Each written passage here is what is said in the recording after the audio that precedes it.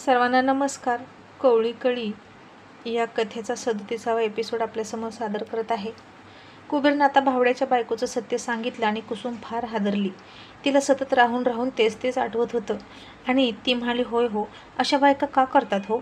म्हणजे आपला नवरा सोडून इतर पुरुषासोबत त्यांचं मन कसं काय लागतं? म्हणजे मला तर ना कसलंच ते पटत नाही. आपल्या नवऱ्याच्या घरात राहायचं आणि असं परपुरुषासोबत कसं काय ते राहतात? शी बाबा, मला तर अजिबात असल्या बाया आवडत नाहीत. आणि ती मटकन खालीच बसली आणि कुबेर म्हणाला, अगं ये कुसुम, असं काय करतेस तू? तू काय इतकं टेन्शन घेतेस? सोडून दे तो विषय. ती म्हणाली, ओहो नाही, माझ्या डोक्यातून जात ते. कुबेर म्हणाला, म्हणून मी तुला काही सांगत नाही आणि कोणाच्या घरीही जाऊ देत नाही, कारण या वस्तीवर अशा खूप जणांच्या 12 भानगडी आहेत ज्या तू ऐकल्यास तर तुझं डोकं फिरल आणि तुला मनस्ताप होईल. ती म्हणाली, पण मला हे आजपर्यंत कसं कळलं नाही? कुबेर म्हणाला, कारण तू कधीच अशा गोष्टींकडे लक्ष देत नाहीस, ना कुणाच्या घरी ना दारी, ना कुणाशी बोलत असतेस विनाकारण.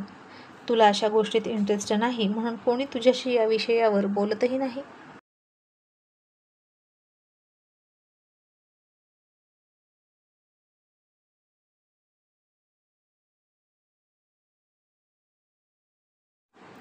जेव्हा आपण अशा गोष्टींच्या चर्चेत इंटरेस्ट दाखवतो तेव्हाच लोक बोलू लागतात. आणि आता तिनं टेन्शन घेतलं आहे असं वाटून त्यानं तिचं टेन्शन घालवण्यासाठी काहीतरी करावं असं ठरवलं. मग त्यानं वर पाहिलं तर टिपूर चांदणं पडलं होतं आणि हवा गार गार सुटली होती. मग त्यानं दार मोडलं आणि त्याच चांदण्या रात्री तिला जवळ घेतली. तिला मिठीत घेऊन म्हणाला, कुसुम चल एक मुका दे. आणि ती म्हणाली, अहो गप्प बसाना, मला आलंय खूप टेन्शन.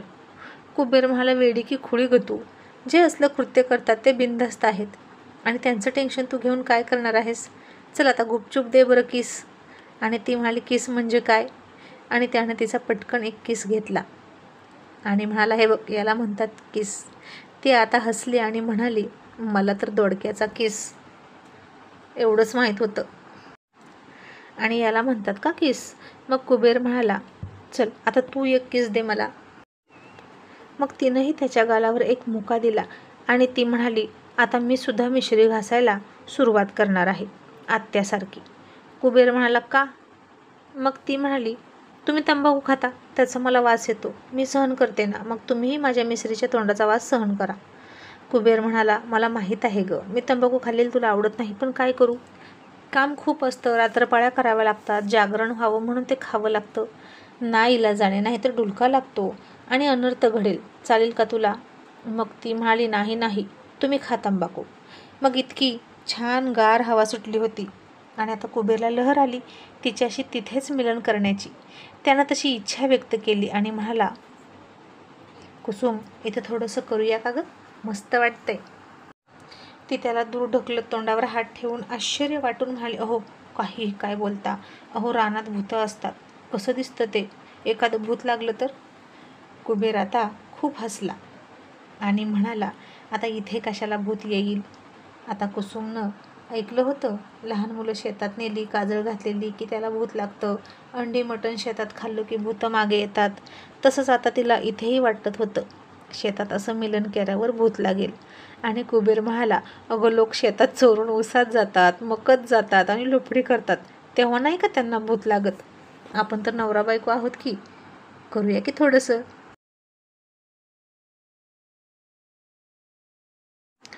ती नाही नाहीच म्हणाली. चला बरं, आता बाळ वाट बघत असेल. तो म्हणाला, असू दे ग, बाळाला काही होत नाही, तो निवांत झोपला आहे आणि आता घरी जाऊन तर करणारच आहे ना, त्यापेक्षा इथं दे ना. उद्या मी जाणार आहे की नाही? कुसुम माझी इच्छा पूर्ण करणार नाही का तू? आता ती कोड्यात पडली आणि त्याला म्हणाली, ठीक आहे करा, पण फक्त साडीवर करून, अख्खी साडी काढायची नाही. कुबेर थोडा हसला आणि म्हणाला, मग राहू दे, त्यापेक्षा घरातच करू, कारण मला आज तुला मन भरून पाहायचे आहे, कारण पुन्हा 1-2 महिन्यांचा गॅप पडणार ना, मला तुला माझ्या डोळ्यात साठवून घेऊन जायचं आहे. असं म्हणून तो निघाला. इतक्यात आता तिने त्याचा हात पकडला आणि त्याला पाठीमागे खेचत त्याला मिठी मारून म्हणाली, अहो आता फक्त थोडक्यात समाधान माना आणि घरी गेल्यावर पुन्हा तुम्हाला हवं तसं करा. या चांदण्या रात्रीचा अनुभव घेऊया ना एकदा तरी. आणि आता त्या टिपूर चांदण्याला त्यांनी साक्षी मानून पुन्हा एकदा एकमेकांचे होऊन तृप्त झाले. आणि मग घरी निघताना ती म्हणाली, रावसाहेबांच्या लग्नाला 9 महिने झाले, अजूनही लग्नामध्ये तुमच्याकडून थोडे थोडे करून घेतलेले पैसे दिले नाहीत मामांनी. तुमच्या लक्षात आहे की नाही की गेला विसरून सगळं? कुबेर म्हणाला, अगं खरंच मी विसरून गेलो. कुठे लक्षात ठेवत बसू? कुसुम म्हणाली, तुम्ही ना कुबेराची औलादच आहात. कुबेर हसून म्हणाला, अगं मी कुबेराची औलाद नाही, प्रत्यक्ष कुबेर आहे. ती म्हणाली, हो ना, आणि तुमच्या जवळचे पैसे संपले की मग तुम्हाला कोणी 1 रुपया सुद्धा देत नाही. असा असतो का कुबेर कुठे? तेव्हा भिकारी असता. पण आता सकाळी जाण्यापूर्वी पैसे मागा. अहो आपल्याकडचा 1 रुपया ठेवला नाही, गाळाचा, मोटरचा, पाईपलाईनचा आणि 1 रताळ माझ्या बाळाच्या हातात ठेवलं नाही. मग मीही त्यांना 1ही रुपया सोडणार नाही. कुबेर म्हणाला, ठीक आहे, मागतो मी सकाळी नानाला पैसे. आणि आता सकाळ झाली. अनिता आंघोळ करत होती. त्यांची मोरी म्हणजे तीच जुनी होती, गुडघ्या इतकी. सासू सासऱ्याला आणि पिंट्यालाही इतकीही अक्कल नव्हती की घरात तरुण स्त्री आहे, निदान तिच्यासाठी तरी 1 बाथरूम बांधावं. कुसुमच्या वेळेसही बांधलं नाही. ते एक ठीक होतं, ती सावत्र होती, पण अनिता तरी त्यांची सख्खी सून होती ना, तिच्यासाठी तरी बांधायची ना. पण नाही, सासू सासरे खूपच रानटी स्वभावाचे होते. आणि नेमक्या शेतातून भावड्या तिथेच येऊन बसला होता. उजाडल्यापासून पुन्हा उजाडेपर्यंत तो बाहेरच बोंबलत फिरायचा आणि कुठे काही बघायला मिळते का ते शोधायचा. सकाळी सकाळी टॉयलेटला बसलेल्या, लघुशंकेला बसलेल्या बायका बिचाऱ्या लाजून साडी खाली टाकून उभा राहायच्या तो दिसला की, आणि तो केव्हा जाईल याची वाट बघायच्या. आणि त्या त्यांच्या पोट पकडून बसायच्या. पण हा नालायक मात्र तोंडाकडे बघत बघत जायचा, मुद्दाम हळूहळू चालायचा. आणि अनिता आता त्या छोट्या आणि भावड्या तर बिनलाजासारखा तिथेच येऊन पकडला होता. एखादी स्त्री संकोचत आहे, तिचं काहीतरी चाललेलं आहे, पिंढऱ्या दिसत होत्या आणि तिने डोक्यावरून आपण तिकडे कसं बघावं हे त्याला समजत नव्हतं. नुसता वाखा वाखा बघत राहायचा. आणि अनिता गडबडीत घरात निघाली. तिच्या साडीचं टोक नेमकं तोंडातून निसटलं आणि खाली पडलं. आणि तिच्या पाठीचं दर्शन त्या भावड्याला झालं आणि तो पुन्हा वकवकल्या नजरेने तिच्याकडे बघायला लागला. आता अशा पुरुषांना स्त्री कोणत्या वयाची आहे याची काही फरक पडत नव्हता. लहान मोठी, तरुण म्हातारी, सौभाग्यवती, विधवा, ती कशी का असेना, पण ती एक स्त्री आहे ना, मग बास. तो नर आणि ती मादी, मग बास. मग अशाच घाणेरड्या नजरेने ते तिच्याकडे बघत असतात. मग आता कुसुमने रात्री कुबेरच्या आग्रहावरून गाऊन घातला होता. आता लगेच सकाळी सकाळी बाळ उठलं आणि त्याला शी लागली. ते अंथरुणात करणार होतं इतक्यात कुसुम त्याला पळवतच बाहेर घेऊन आली. आणि आता तिला त्या गाऊनमध्ये त्या भावड्यानं पाहिली. आणि आता हे असलं काहीतरी अख्ख्या वस्तीवर पहिल्यांदाच पाहिलं होतं. आणि भावड्या पुन्हा तिच्याकडे तसाच पाहायला लागला. तिच्या सासऱ्याने सुद्धा कुसुमला पाहिलं आणि वटवट करायला सुरुवात केली. आता सिनेमातल्या हिरोईनसारखी राहायला लागली, झगा घालायला लागली, इंग्लिश पण बोलायला शिक मॅडमसारखी, असं म्हणाला. कुसुम पुन्हा लाजून आत गेली आणि साडी घालून आली. मग कुबेर थोड्या वेळाने म्हणाला, नाना, पिंट्याच्या लग्नात मांडववाल्याचे बांगड्याचे मी पैसे दिले होते. तुम्ही म्हणाला की नंतर पैसे देतो, मग कधी देताय? आणि सासरा आता ना कबुलीला येत म्हणाला, मी तर सगळा हिशोब त्याच वेळी क्लिअर केला आहे, तू विसरलास का? आता पिंट्याला लग्नाला वर्ष होत आलं, इतके दिवस कुठे ठेवतात का हिशोब? कुबेरला आता काहीच समजेना. तो म्हणाला, नाही, आपला हिशोब अजून राहिलेला आहे. मग नाना म्हणाला, आणि आता राहिला तरी राहू दे बाबा, आता झुरीत तुला घ्यायचं असेल तर पिंट्याकडून घे. मग कुबेरनं पिंट्याला हटकलं तर पिंट्या म्हणाला, मी तुला म्हणालो होतो का पैसे दे, जे म्हणाले आहेत त्यांच्याकडून घे. आणि आता कुबेरनं तर डोक्यावरच हात मारला आणि त्या पैशावर पाणी सोडलं. कुसुम म्हणाली ते खरं होतं, 1 रुपया यातला मिळणार नाही असं म्हणाली होती ती, आणि तेच खरं ठरलं. मग कुबेर मुंबईला गेला. मग दुसऱ्या दिवशी युरिया घेऊन सासू शेतात निघाली होती आणि युरिया दारात पसरून ठेवला होता. आणि सासू अनिताला म्हणाली, अनिता, इथं मकला घालण्यासाठी युरिया आणला आहे आणि तो दारात ठेवलाय. मी शेळ्या सोडत आहे, इथं बोकडांना शेळ्यांना येऊ देऊ नकोस. युरिया खाल्ला तर ते मरतील. शेळ्या इथून जाईपर्यंत तू लक्ष ठेव. आणि सासूनं तिकडून शेळ्या सोडल्या. अनिताच्या आईचा फोन आला आणि अनिता फोनवर बोलत बसली आणि झालं. सगळ्या शेळ्या बोकडा आली आणि त्यांनी गबागबा युरिया खाल्ला. आणि मोठी 3 बोकडं, बारकी 2 करडं जाग्यावर मरून गेली. कापायला आलेली बोकडं होती ती. जवळजवळ नुकसान झालं होतं 18,000. आणि सासू आता तोंड बुडवून घ्यायला लागली. तिचा गोंधळ ऐकून कुसुम धावत बाहेर आली. तिची सासू सासरे फार विलक्षण होते. काही झालं की नुसते बोंबलायचं. आता कोंबड्या शेळ्या म्हणजे सासूचं स्वतःचं उत्पन्न होतं. ते विकून ती स्वतःला सोनं नाणं करायची.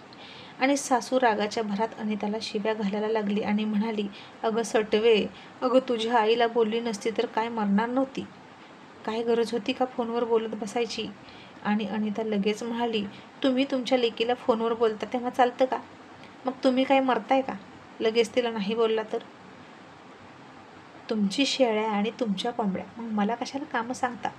आणि पुन्हा सासू चिडून म्हणाली, तुला काही देणं घेणं नाही का. हा संसार तुझा नाही का.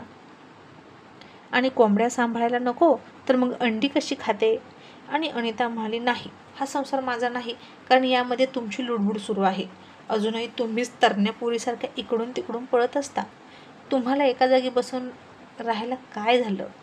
आणि आता ही सगळ्यात मोठी चपराक होती सासूला बसलेली, कारण जीवाचा आटापिटा करून रात्रंदिवस कष्ट करून सुईद्वाऱ्यासह लेकाच्या संसारासाठी करून ठेवलं होतं आणि सुनेला त्याची किंमत नाही. दुखलं खुपलं तरी आराम न करता अहोरात्र पडत होती. आणि सुनेच्या एका फटकाऱ्याने हे सगळं मातीमोल झालं होतं. आणि सासू गप्प बसली. तिला आता काय बोलावं हे कळतच नव्हतं. सासूला वाटलं होतं तिच्या या कष्टाचं चीज होईल आणि अनिताला तिचं खूप कौतुक वाटेल. अनिता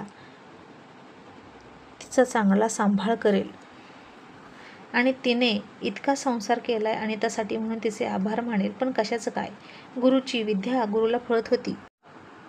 तिनंच अनिताला असं वळण लावलं होतं. सासरी कसला धाक लावला नव्हता तिला. ती कुसुमसोबत भांडायची तेव्हा सासू मजा वाटायची सासूला. आणि आता तेच तिच्या वाट्याला येत होतं.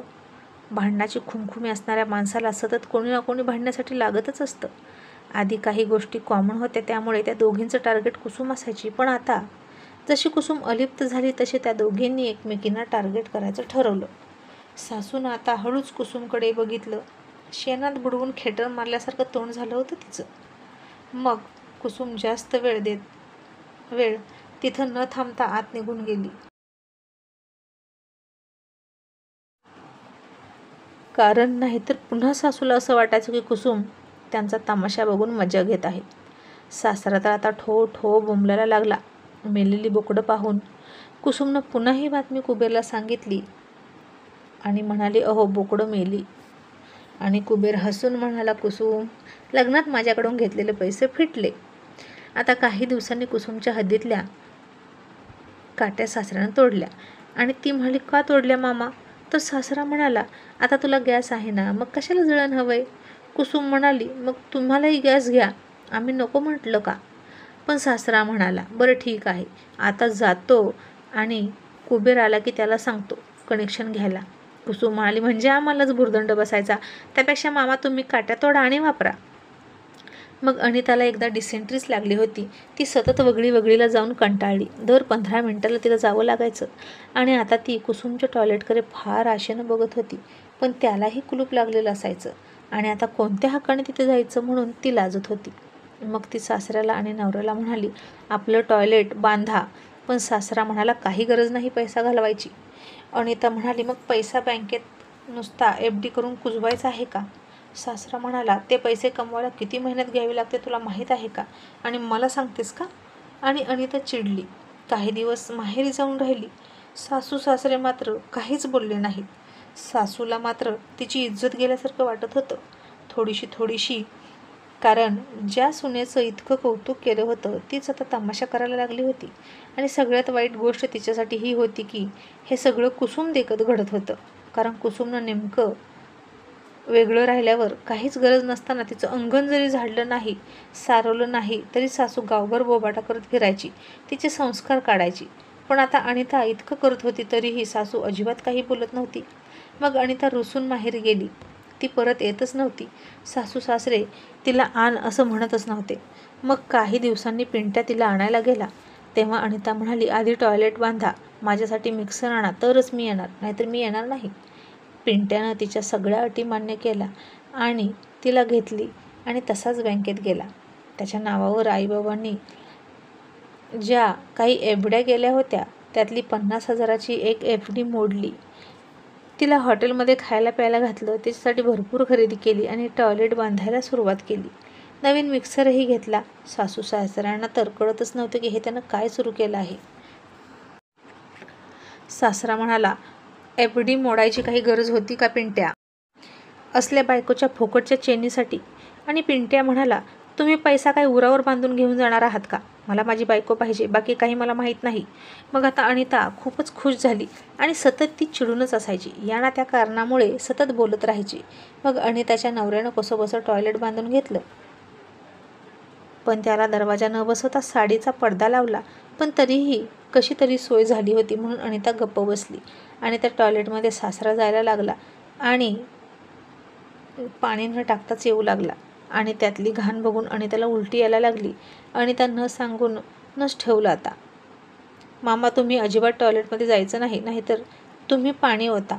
सासू म्हणाली, अगं अनिता, तिथे आपण एक ड्रम ठेवूया, त्यात पाणी ओतूया. मग अनिता सासूला म्हणाली, तुम्ही त्या ड्रममध्ये पाणी ओता, मी ओतणार नाही. आता ही दिवसभर घरी असायची तरीही शेतात जाणाऱ्या सासूला ती कामं सांगत होती. अनिता दिवसभर घरी होती तरी तिला ती कामं सांगत होती सासूला. आणि आता सासू सासऱ्याला म्हणाली, हे बघा, तुम्ही सरळ शेतात जा बरं पूर्वीसारखे, उघड डोक्याला ताप नका करू, नाहीतर कमी खा. आणि आता सासऱ्याला तर स्वभाव रोखठोक होता. तो सुद्धा म्हणाला, हे टॉयलेट का तिच्या एकटीसाठी आहे का? ती काय महाराणी लागून गेली आहे का? आपणही इथे राहतो, आपण एवढा मोठा संसार केला आहे, आता ती मालकीन झाली का? अनिता म्हणाली, आता तुम्ही म्हातारे झाला आहात, आता तुम्हाला काय करायचं आहे संसार, आणि आता हा संसार आमचा आहे, समजलं? आणि म्हातारा हा शब्द ऐकून तर कुसुमच्या सासऱ्याला खूप वाईट वाटलं. बघता बघता कधी म्हातारा झालो हेच कळलं नाही. आणि अनिता इतकी आगाऊ होती की ती इथून पुढे सासूला म्हातारी आणि सासऱ्याला म्हातारा असाच उल्लेख करायला लागली. मग एके दिवशी सासरा खूप थकला होता, आजारी होता आणि तरीही शेतात गेला होता. तो तसाच आला आणि उन्हातानाचा येऊन फॅनखाली बसला. दिवाण्यावर त्याचा डुलका लागला आणि त्याच्या पायाची माती गादीला लागली. आणि अनितानं पुन्हा तमाशा करायला सुरुवात केली. किती घाणेरडे आहात, घाणेरडे पाय घेऊन इथे आलात, तुमची लायकी आहे का इतक्या मोठ्या दिवाण्यावर झोपायची? तुमच्या आयुष्यात साधी खाट मिळत नव्हती तुम्हाला झोपायला. आणि हे खरं होतं. आयुष्यभर त्यानं मन मारून संसार केला, स्वतःची काही हौस केली नव्हती. इतकी जमीन कमवून ठेवली होती, अंगणामध्ये खडे रुतत होते तरीही तो तिथेच झोपायचा. आणि जेव्हा कुबेरची खाट मिळाली तेव्हापासून खाटावर झोपायला लागला होता. आणि अनिता सासऱ्याला बोलतच होती, तो शरमून गप्प बसला होता. आणि हे सगळं ऐकून कुसुमला मात्र वाईट वाटत होतं.